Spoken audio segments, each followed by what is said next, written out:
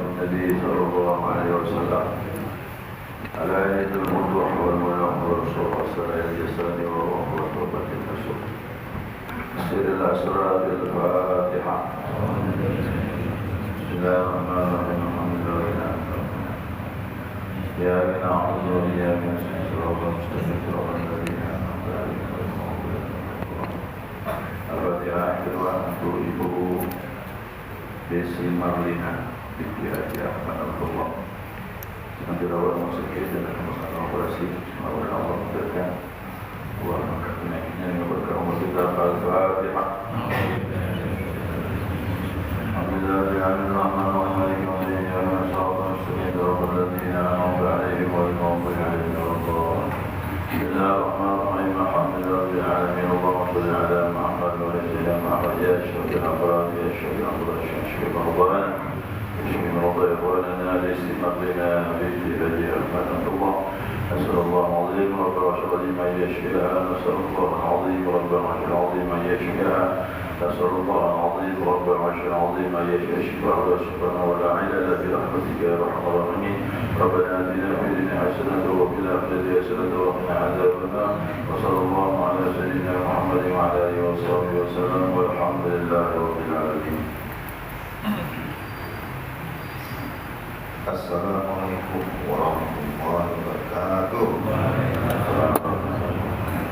Kita lanjutkan perjalanan kita pada kitab Malam halaman 260 hadis 17. Masuk lagi halaman 220 halaman 571. Wa anhu qala kana Nabi sallallahu alaihi wasallam yajma'u bainal rajulaini min qatla وحكيم في ثوب واحد ثم يقول أيهم أكثر أخذل للقرآن ويقدمه باللحن ولم يغسل ولم يصلي عليهم رواه البخاري.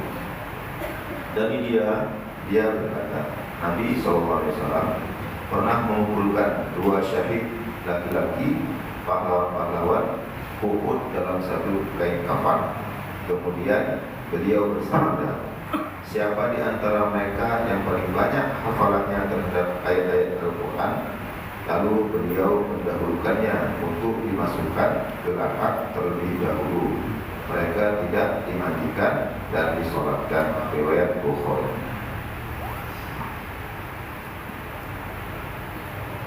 Ada kalimat tidak dimandikan.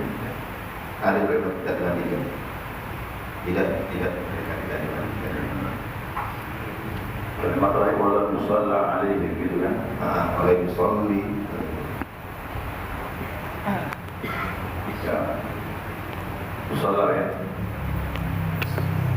Ya. Ya.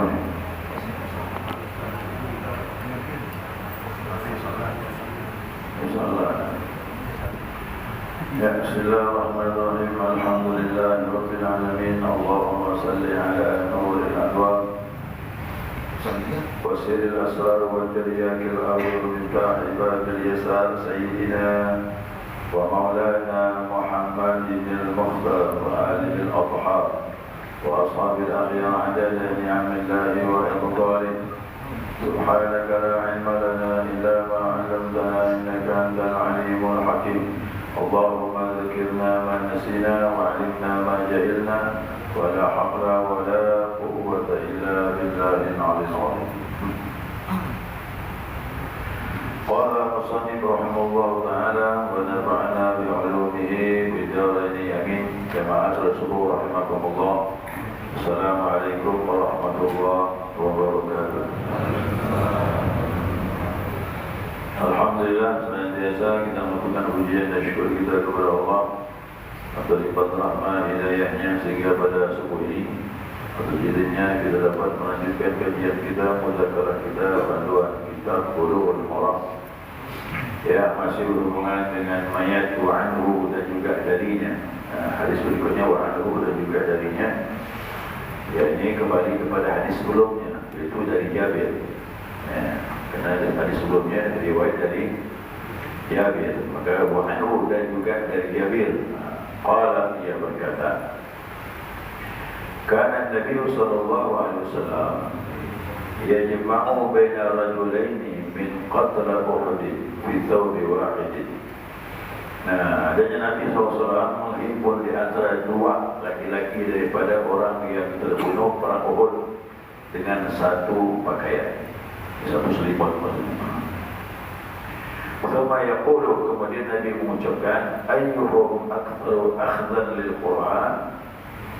Siapa saja di antara mereka yang lebih banyak hafal Al-Quran, wa yuqaddimuhu fil lahdi, maka dahulukanlah ia masuk ke liang lahat.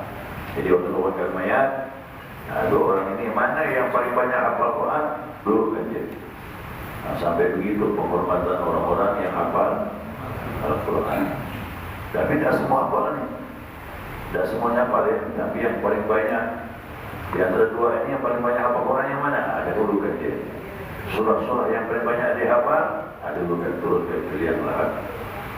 Walam yusalla alaihim, dan mereka tidak disalahkan. Kalimat dimandikan dari situ. Tidak ada kalimat dimandikan. Ada? Ada. Mereka tidak dimandikan. Mana ada di pasalnya di walam yusalla alaihim, mereka tidak disalahkan. Tapi penjelasannya masuk nanti. Penjelasan. Itu terjemah nama-nama ya tu. Ya, Rawahul Bukhari. Ini hadis riwayat Imam Bukhari, hadis sahih Imam Bukhari.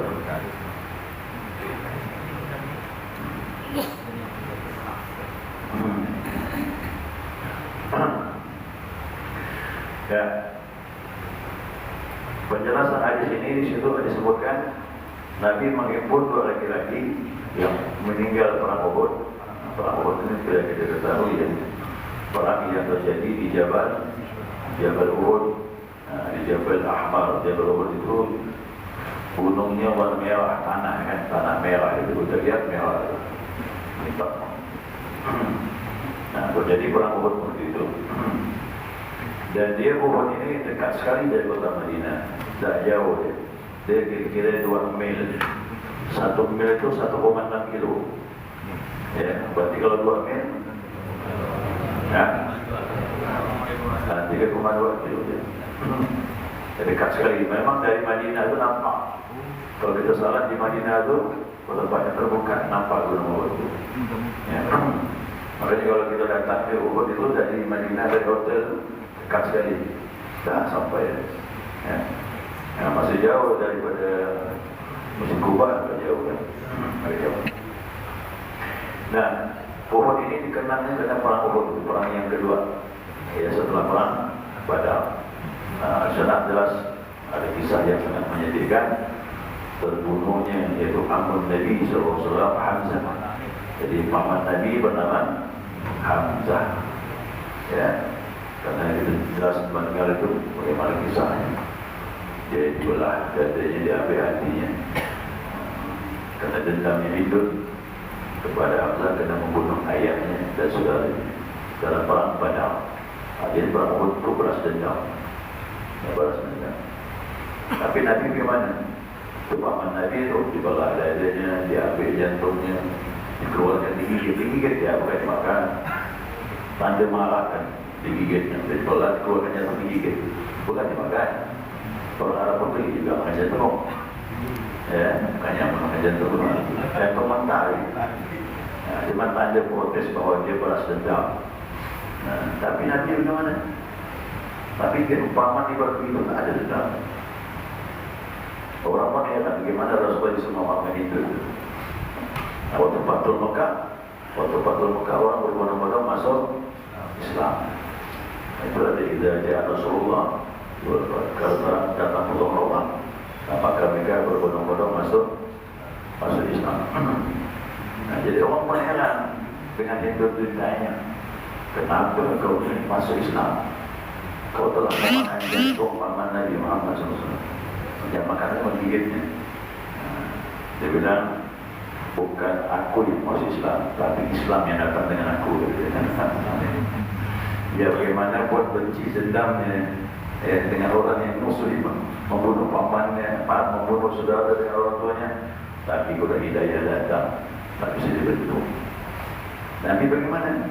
Nabi sedikit mata datang, diterima dengan lapang dada, diterima hidup itu. Nah, itu Rasulullah tak ada dendam. Ya, jadi siapa banyak dendam, itu bukan umat Nabi namanya. Dia berdendam tak bagus, habis amal kita. Dengan dengki sama itu 10 sekali. Dia kata dendam dengki 10 sekali, habis amal. Amal digerogoti, habis haji habis, pahala salat, pahala puasa habis, ya pahala haji umrah pun habis. Itu kisah Uhud juga. Nabi juga waktu perang Uhud itu luka, ya bahkan luka dia punya giginya patah, gigi sedih raham patah, kena tobat dan sebagainya. Allah Maha Taala. Yang jelas seperti itu terjadi pada tahun ketiga Hijriyah. Ya, perang Badar tahun kedua. Ramadan itu perang Badar. Ramadan tahun kedua Hijriyah, 2 tahun setelah Nabi hijrah. Tahun depannya balas dendam kepada Quraisy perang Uhud. Jaraknya dekat sekali. Hampir tiap tahun memang kayak perang itu. Nah, kemudian ada kalimat di sini fillah ya, dimasukkan keduanya orang tadi itu pada kuburan namanya lahat. Lahatnya begini, tak pakai peti ya, jangan tak pakai peti. Jadi dibukalah, digali. Nah, kemudian menghadap kiblat itu nanti mayat dibaringkan menghadap kiblat. Cuma nanti akan dibuat kecekong ke dalam itu, dibuatkan untuk menempelkan tubuh mayat, dia nempel ke dinding. Nah, maka dibuat cekong begitu, dikeruk lagi. Nah, buat mayat ditempelkan menghadap kiblat, baru disengkam dengan batu. Nah, dulu zaman Nabi disengkam dengan batu, sekam dengan batu itu, kita berat lagi. Nah, untuk kita di sini papan, sekam papan itu, masing-masing daerah kan masing-masing. Nah, dulu zaman Nabi batu yang paling banyak, batu itu lah, disengkam dengan batu sehingga mayat tak berubah. Proses mengakhir baru dimasukkan tanah. Oh, yang begini lebih bagus. Itu mayat tak pulang. Kalau kita di sini kan tanahnya basah, pakai peti. Itu alasan kenapa pakai peti, karena tanahnya basah. Kalau tanah kering tak boleh. Bahkan makruh pakai peti itu kalau tanah kering.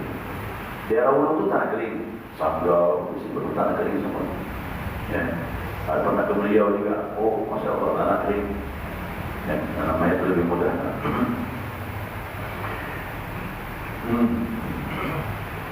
Ya, untuk orang yang syahid kata ulama ada hukum yang khusus dia. Ini tidak sama dengan orang kebanyakan ini kan yang meninggal waktu perang syahidnya. Dan ini berkaitan dengan mengkafankan dan tak boleh disalatkan. Tak boleh disalatkan, apalagi tak boleh itu pembahasan. Dalam hadis ini tak disebutkan. Ya, hadis ini tak disebutkan. Tapi pembahasan hukumnya ada hadis yang lain bahwa orang meninggal daripada syahid itu tak boleh dimandikan, nanti langsung mengkafankan dan menanam. Nah, jadi di sini jelas sangat diketahui hukum berdasarkan hadis Nabi SAW yang seperti ini. Orang yang meninggal perang Uhud tersebut, Nabi memberikan isyarat petunjuk kepada sahabat bagaimana melaksanakan tentang salat mayat yang mati syahid. Satu, pertama, diperbolehkan menghimpun 2 mayat ya dengan satu pakaian. Ya. Caranya bagaimana? Nah, ini sebabnya darurat. Satu pakaian, satu selimut. Mereka dengan pakaian, tetapi ada pakaian tambahan lagi untuk membungkusnya. Nah, jadi kalau untuk mati syahid boleh nambah kain kapan untuk menutupi tubuhnya, tapi baju yang dipakai tetap tak boleh dibuka. Nah, untuk menyempurnakan kapan itu ditambahlah. Nah, jadi ditambah bagaimana? 2 mayat sekaligus dibungkus satu kain itu boleh. Tapi masing-masing dengan pakaiannya. Nah, caranya bagaimana? Mereka dikafankan, dibilang dengan pembatas antara mayat pertama dengan kedua ada kain yang membatasinya. Nah, dibolehkan, tidak masalah. Sehingga kulit sama kulit tak ketemu. Itu asasnya. Kulit dengan kulit jangan ketemu. Nah, kita boleh, tidak masalah. Yang kedua, dibolehkan menghimpun mereka dalam satu lubang. Jadi satu lubang dua mayat boleh, pun sebab kerana darurat mau cepat. Dulu tsunami itu gimana? Tsunami itu bukan lagi pakai lubang dah, dibuat kayak kolam panjang, sumur dangkal. Kalau disusun mayat susun kayak ikan pepes, kan susun itu. Baru pakai apa? Ekskavator ya, hari itu pantanan itu langsung tutup situ. Yang begini darurat, tidak masalah. Dibuat lubang yang banyak masuk disusun mayat. Kita sudah meninggal ratusan, ya. Dan lagi ada ratusan. Jadi setiap salat itu ratusan bahkan ribuan. Ya. Itu sifatnya darurat boleh. Nah kemudian lagi didahulukan tadi, meletakkan tadi sesuai anjuran Nabi yang dimuliakan, kena banyak hafal ayat-ayat Al-Quran. Kalau ada yang 30 juz, tentu lagi lebih didahulukan. Ini penghormatan Nabi dengan sahabat-sahabat yang hafal Al-Quran. Apa sebab? Karena kemuliaan Al-Quran tersebut. Ketiga, ya, yang ketiga kata ulama, diperbolehkan menghimpunkan laki-laki dengan perempuan dalam satu yang sangat boleh. Pun sebab darurat. Kalau darurat boleh. Yang penting jasad tak ketemu. Ya, ada kain kapan, ada yang membungkusnya, yang memisahkannya berdua. Jadi jelas kulit sama kulit tak. Ini sifatnya darurat. Tapi kalau suami istri tak darurat pun boleh. Meninggal buat dua-duanya. Gimana nih? Boleh ditanam satu lubang. Ibu dengan anak boleh ditanam satu lubang. Ya masalah. Seperti anaknya Ali bin Abi Thalib, itu bernama Ummu Kalsum. Jadi Ummu Kalsum ini ada dua. Satu Ummu Kalsum anak Nabi, ya, kakaknya Fatimah. Nah kemudian Fatimah kahwin dengan Sayyidina Ali, dapat anak, diambillah nama bibinya tu. Dia diambil, jadi Ummu Kalsum Thani namanya. Ummu Kalsum Thani, Ummu Kalsum yang kedua. Ya, macam kita ni Sultan Ahmed satu, Sultan Ahmed dua, untuk bedakan. Jadi Ummu Kalsum ini anaknya daripada Ali bin Abi Thalib dengan Fatimah. Jadi jangan sampai menyangka bahwasanya anaknya Ali dengan Fatimah cuma dua, satu sentang, tiga, satu ni perempuan di bawah ni. Ya, dia kahwin. Ya, Ummu Kalsum ni siapa suaminya? Siapa suaminya? Dia suaminya lah. Jangan dikejut ya. Ternyata Ummu Kalsum ini anaknya Ali bin Fatimah ini dikawini oleh Umar bin Khattab radhiyallahu anhu. Itu kalau Umar ibaratkan kakek dengan cucu. Jarak umur ini. Jadi jangan heran pula. Nanti makanya kita orang Melayu Indonesia tengok suami tua, isteri pun dia jadi orang. Tak ada muda. Betul-betul no. Dia tak tahu Umar ni umur je dah seperti kaki. Dapat ini anaknya Ali bin Abi Thalib. Umar meminangnya kenapa? Aku ingin menjadi kerabatnya Nabi Muhammad SAW. Dapat anak namanya Zaid. Itulah ditanam satu lubang. Dua-duanya meninggal dalam waktu yang sama.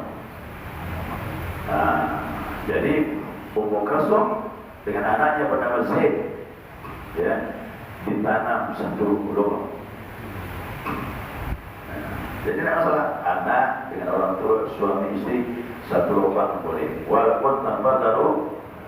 Tapi kalau orang lain bukan suami istri, kalau darurat boleh. Kalau tak darurat tak boleh. Bagaimanapun harus dipisahkan kerana bukan mahramnya. Kalau sudah meninggal, walaupun sudah meninggal, di situ ada kemuliaan memisahkan kalau bukan mahram. Ya, kalau bukan mahram.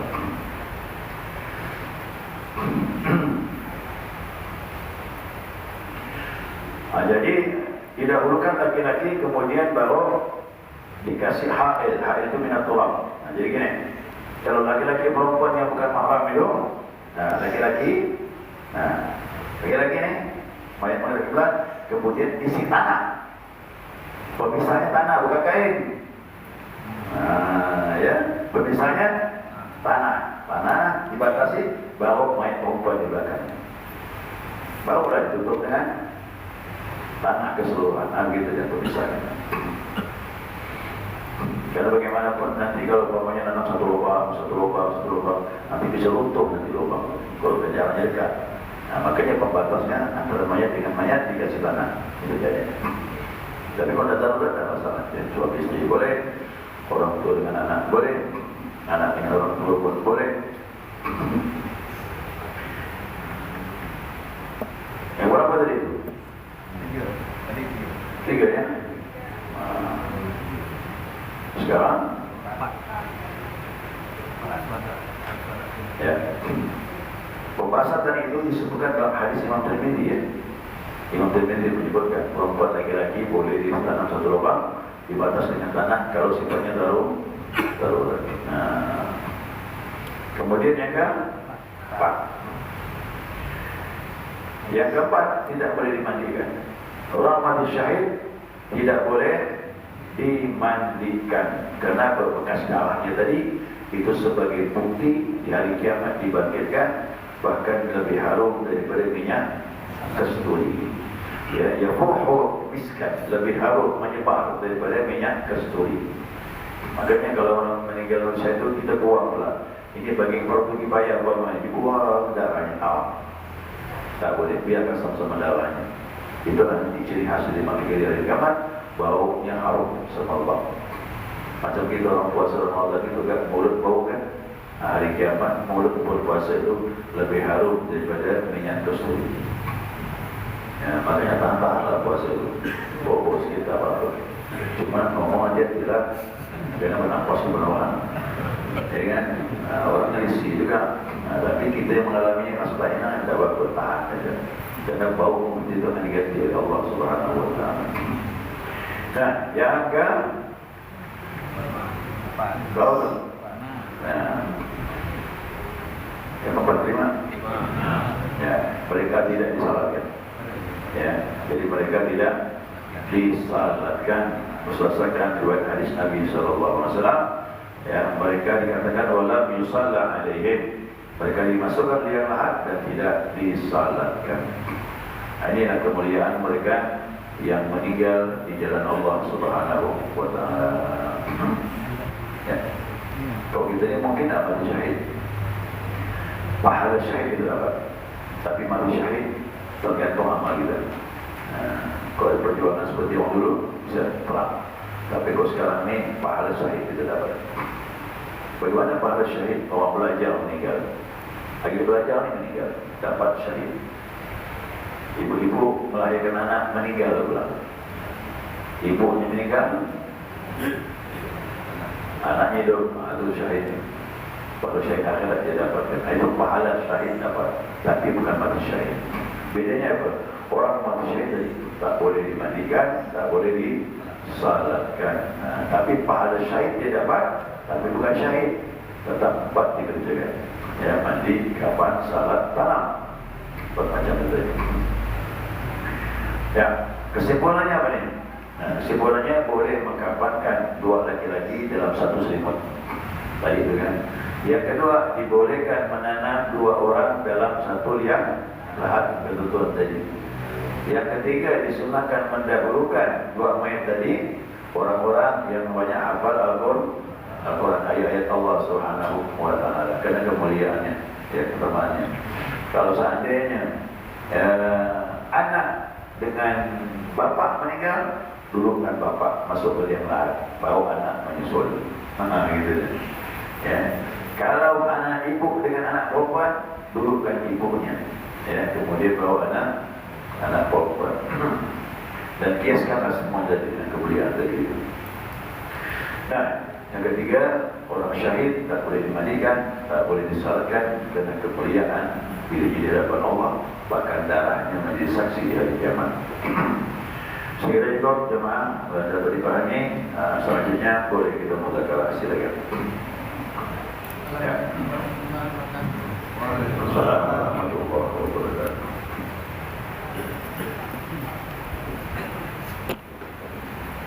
Assalamualaikum warahmatullahi wabarakatuh.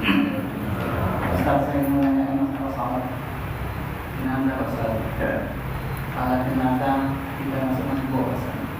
Akhir saya mendengar untuk pengajian salat jenazah itu kalau kita masuk masbuk, kalau dah takbir yang ketiga, takbir yang ketiga, imam kita baru masuk, pasti kita dapat tiga takbir.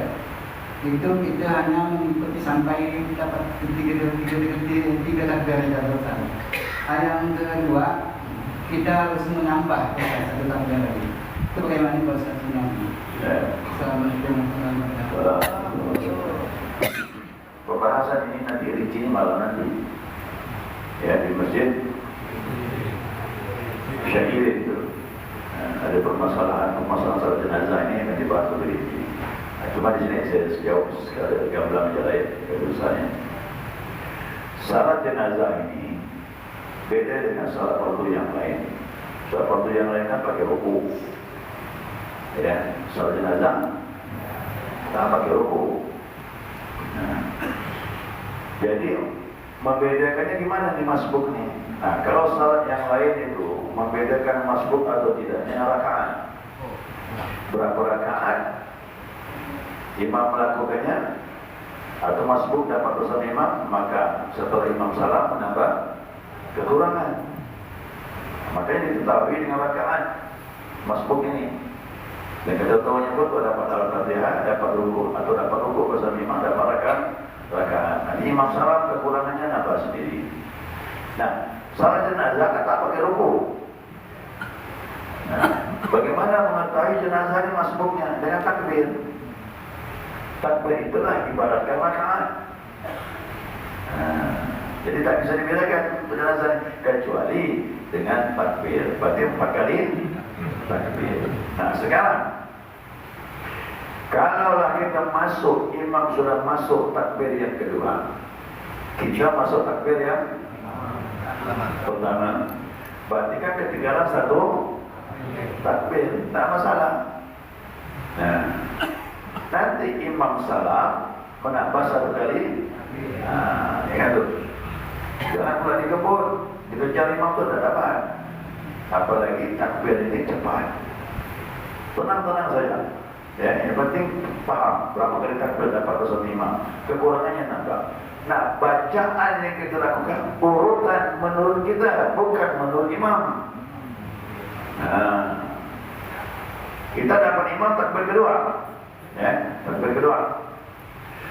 Allahu Akbar, kita imam bilang Allahu Akbar. Kita masuk takbir pertama. Imam takbir yang kan.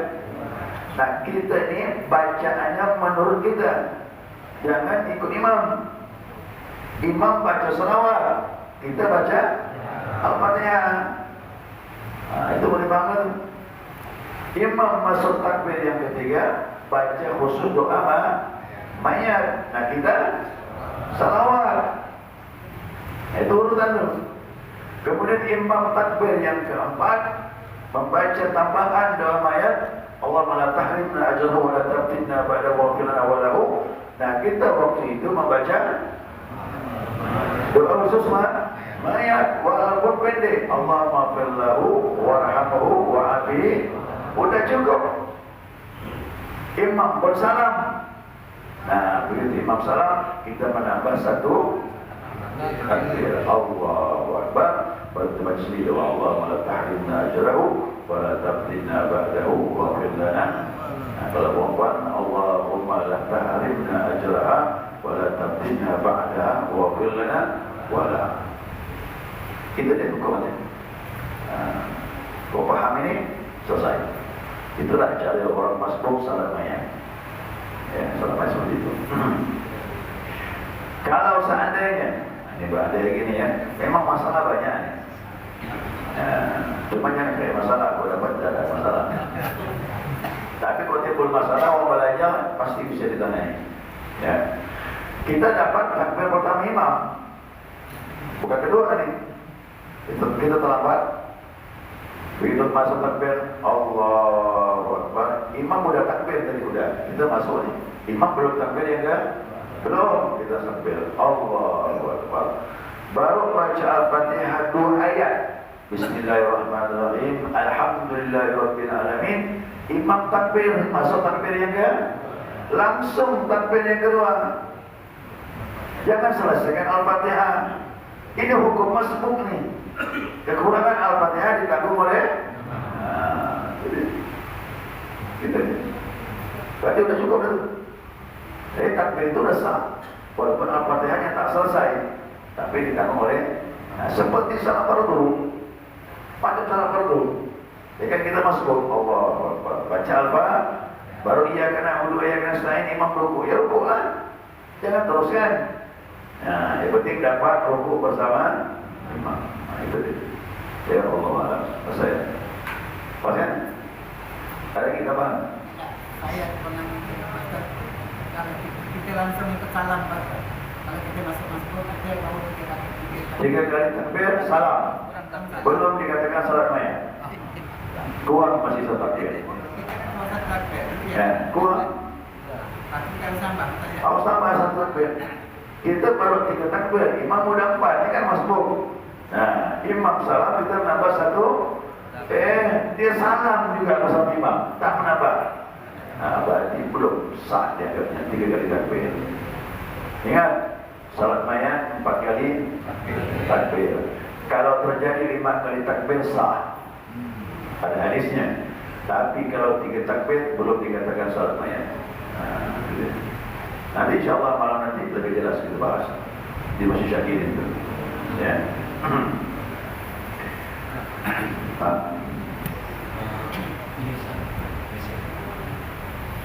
Sering sekali kita salat rumah. Itu salat kemudian lagi. Lalu ada yang mengatakan kami udah salat di rumah, haram hukumnya salat lagi di masjid. Nah, ini berlaku yang haram ini apa untuk imam atau untuk semua jemaah atau memang bukan hukum haram? Ya. Istri berpesan, suaminya mati dulu. Apabila saya mati nanti dimasukkan di lubang lahat suami saya. Tapi matinya caranya jauh. Jadi kubur suami itu tidak masukkan di kubur suami. Itu boleh. Ya.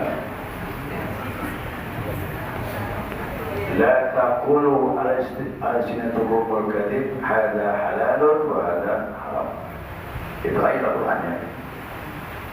Maka ini tidak jadi hukum. Jangan kau mengatakan dengan lisanmu ini halal, ini haram tanpa pengetahuan. Jadi atau orang yang mudah nyesat-nyesatkan orang tanpa pengetahuan yang betul, jadi nanti kembali kepada dia yang sesat. Maka kita bicara ini harus berdasarkan hukum. Kalau ada perbedaan pendapat, bilang ada perbedaan pendapat. Jadi orang yang salat di rumah, kemudian ke masjid lagi, ikut lagi salatnya, hukumnya mubah, boleh, tapi tidak sunnah. Tidak sunnah. Itu hukum itu ada kaidahnya. Sunnah itu dianjurkan. Siapa yang kerjakan? Nah, kalau ditinggalkan. Nah, sekarang yang mubah ini pun hukumnya boleh, tapi kalau diingatkan betul-betul kena Allah pun juga dapat pahala. Tapi ingat, hukumnya tidaklah sunnah, tapi hukumnya boleh. Siapa yang sudah salat di rumah duka, datang ke masjid ikut lagi, boleh.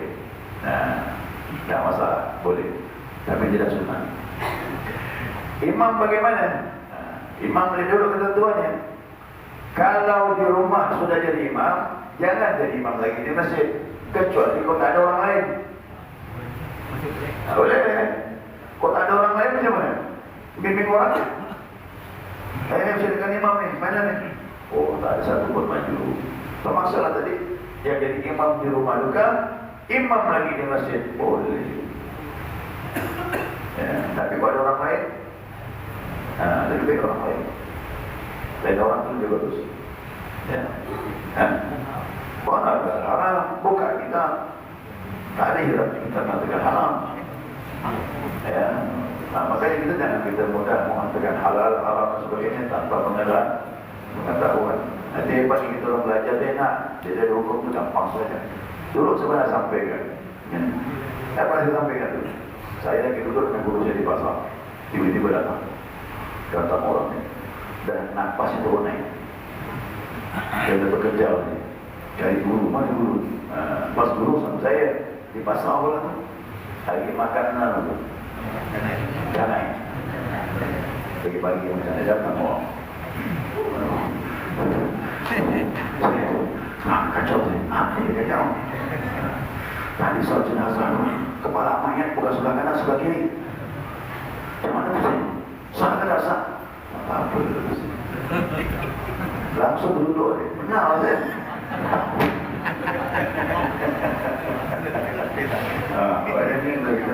Jadi orang ketakutan. Dia tak tahu ilmunya. Jadi selama ini selamatkan kepala di kanan. Ini sebelah kiri balik-balik. Tak masalah. Apa tu saya? Tak. Makan. Tengok dia kacau tu kan. Ada nak ya Pak, ada ilmu tu enak. Kita tak risau, nak halau dia. Ya. Jadi tak ada masalah sebelah namanya. Kepala sebelah kanan, sebelah kiri itu tak sah dia. Jangan yang diri. Itu tadi kata.